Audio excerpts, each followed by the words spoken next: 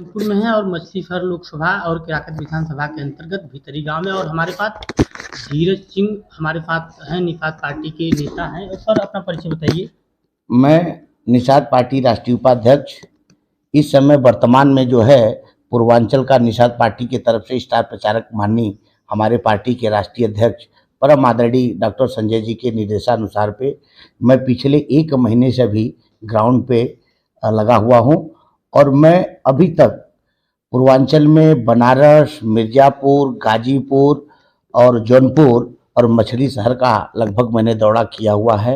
हर जगह हम अपने पार्टी के पदाधिकारियों के साथ में लगातार भारतीय जनता पार्टी को मजबूत करने के लिए भारतीय जनता पार्टी के माननीय यशस्वी प्रधानमंत्री परम आदरणीय नरेंद्र मोदी जी के निर्देशानुसार पे उत्तर प्रदेश के मुख्यमंत्री परम आदरणीय योगी आदित्यनाथ जी के निर्देशानुसार पे जो 400 पार का लक्ष्य दिया गया हुआ है उसको हम लोग 400 के पार करके माननीय प्रधानमंत्री जी के, माननीय गृह मंत्री जी के, माननीय आदरणीय राष्ट्रीय अध्यक्ष नड्डा जी के झोली में हम लोग उत्तर प्रदेश से डालेंगे, ऐसा हमारा और हमारे पार्टी का कहना है। कौन कौन सा सीट जीत रहे हैं सर कि 400 पार हो जाएगा? देखिए हम अभी उत्तर प्रदेश में हैं और उत्तर प्रदेश में लगभग जो है हम लोग 80 के 80 सीट पे, और भारतीय जनता पार्टी को निषाद पार्टी मिलकर के और अन्य दल जो हमारे साथ में हम लोगों के साथ में गठबंधन में है, हम लोग इस बार उसी लोकतंत्र में इतना ज़्यादा लीड देंगे, चाहे वो सपा हो, चाहे बसपा हो, चाहे कांग्रेस हो।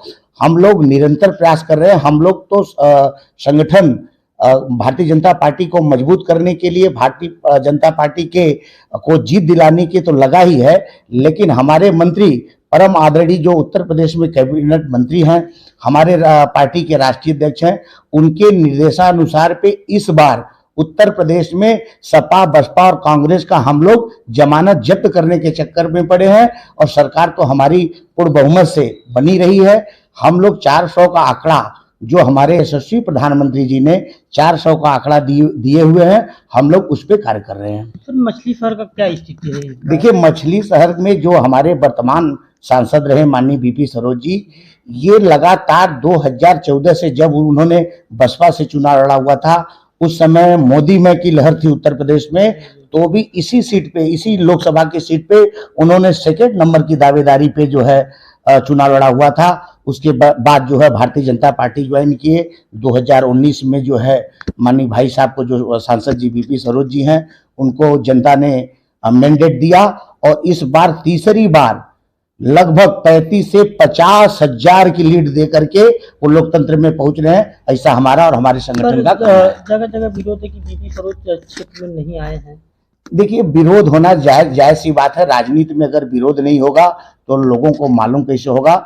लेकिन मैं आप मीडिया के माध्यम से बताना चाहता हूं कि 2014 से लेकर के 2024 का जो ये तीसरा कार्यकाल है, उन्होंने मछली शहर के जनता के बीच में ही अपना समय बिताया हुआ है। इसलिए विपक्ष है और गुटबाजी जिसको बोलते हैं ग्राउंड पे, तो तमाम प्रकार की आलोचना सुनने को मिलता है। इससे कोई फर्क पड़ने वाला नहीं है। ये चुनाव देश का, लोकतंत्र का चुनाव है, विकास के मुद्दे पे चुनाव हो रहा है।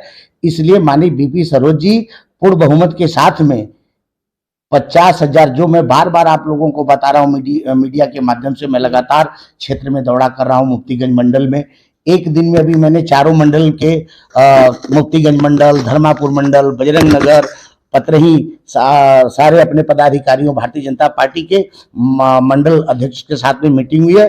पूर्ण बहुमत से बीपी सरोज जी आ रहे हैं, ऐसा हमारा कहना है। आप तो कह रहे हैं कि बीपी सरोज आ रहे हैं, लेकिन आपकी लड़ाई सपा से या बसपा से? देखिए हमारी लड़ाई है ही नहीं। हम लोग 2014 से हमारे पार्टी के, भारतीय जनता पार्टी के ले लो या तो निषाद पार्टी के, हमारी कोई लड़ाई नहीं है। हम लोग तीनों बार, एक पहली बार जो है पूर्ण बहुमत के साथ में गठबंधन के साथ में सरकार बनी।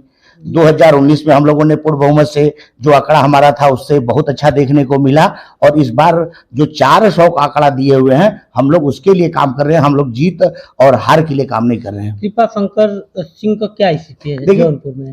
कृपा शंकर सिंह जी बहुत सुलझे हुए नेता हैं और इतने बड़े प्रदेश का, एक आप बताइए कि एक उत्तर भारतीय महाराष्ट्र में जाकर के जो रोजी रोटी कमाने के लिए हम भी प्रदेश में गए हुए, हम लोगों को सारी चीजें मालूम है कि जो आदमी यहाँ से निकल करके जौनपुर के धरती से और बंबई जाता है, बंबई जाने के बाद में इतने बड़े प्रदेश का गृह मंत्री बनता है, वो कोई आम नेता नहीं होगा, वो पक्के देशभक्त है। इसलिए जौनपुर की जनता धीरे धीरे उनको जान रही है। बहुत बड़ा चेहरा है कृपाशंकर सिंह जी का।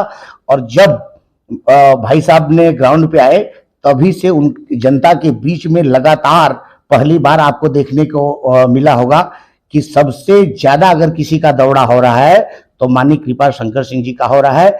इसलिए अनाप शनाप जो है विपक्ष वाले डरे हुए हैं, सदमे में हैं, इसलिए बार बार कृपाशंकर सिंह जी का नाम ले रहे हैं।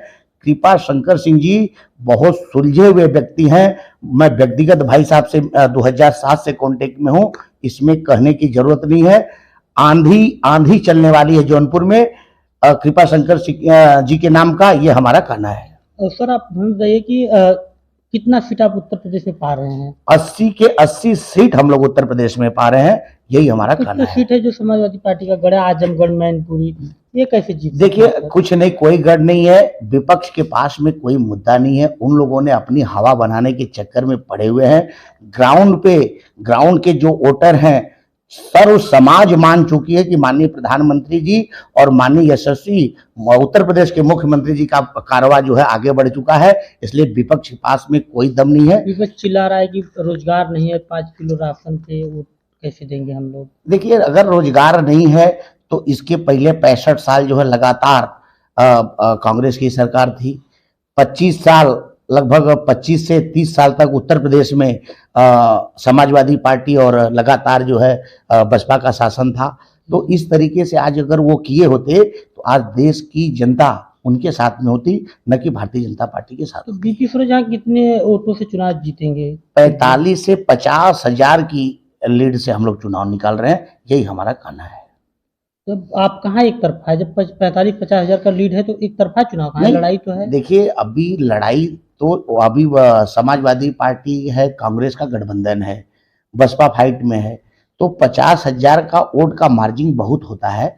लड़ाई तो व्यक्तिगत जो है, कोई भी कैंडिडेट होता है उसका अपना पर्सनल भी छवि होती है, इसलिए पर्सनल छवि पे अगर वो करें तो ठीक है, लेकिन हम लोग 50 हजार से लीड मार रहे हैं, ऐसा हमारा कहना है।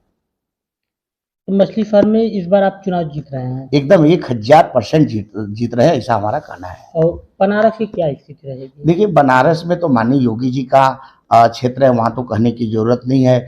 अभी आपने देखा गुजरात में अभी 2 दिन पहले मुकेश दलाल की जो है सूरत सीट पे कोई प्रत्याशी मैंडेट भरने के लिए तैयार ही नहीं हुआ। और शंखनाद अभी चुनाव बाकी है, अभी पहले चरण का कुछ सीटों पे चुनाव हुआ है और मैंडेट लेकर के मुकेश दलाल जी जो है सूरत में विजय कारवा जो है आगे बढ़ रहे हैं।